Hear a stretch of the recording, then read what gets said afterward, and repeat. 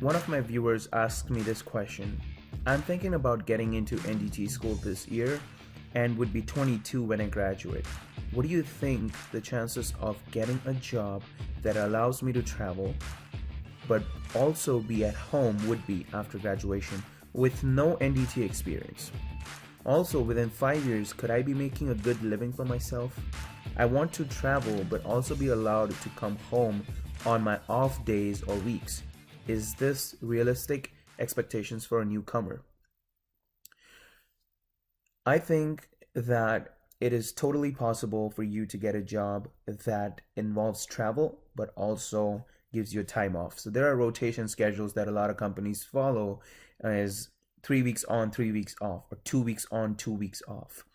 Or some of the companies are pretty flexible with giving you 4 weeks on, 1 week off, and then switching it back to 3 weeks on, 2 weeks off, whatever. And they try to plan it so that it benefits the company and it benefits you at the same time. Okay, so it is possible. With no NDT experience, it is difficult, but it is still possible. Okay.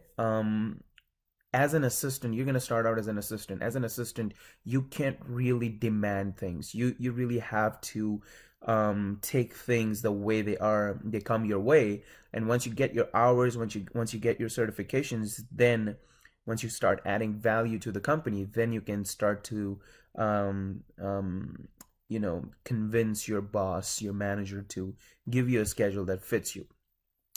Um, if you don't want to travel at all, if you want to be home every single day, find a job in aerospace sector. Typically, their jobs don't involve travel, or you can find jobs in fabrication shops or labs. Lab work is a job that allows you to come back home every day. Within 5 years, would you be making a good living? That depends on what your definition of making a good living is, because what's the do you have a number in your mind about how much money you want to make? Do you know who are the people you want to stay close to?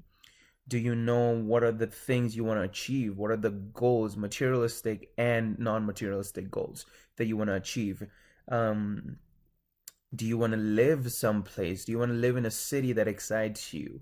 So all of those consist of a good living. When I think of a if I could make a good living in 5 years, that's kind of tough. I'm 8 years, 8.5 years into NDT, and I'm still building my life. I'm having a good life. I'm not having a bad life, but it is still a struggle. I'm still hustling, and I'm still working hard to build, to balance my life, to balance my family time, to balance relationships, to balance making good money, to balance having adventures and fun, and um, keeping your health intact.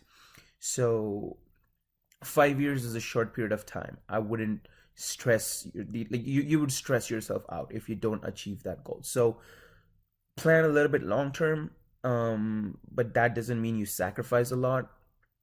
Try to maintain a balance, and again, it depends on individual what a good balance is for you. So yes, if you want to travel and come back home on your days off and weeks off, it is possible.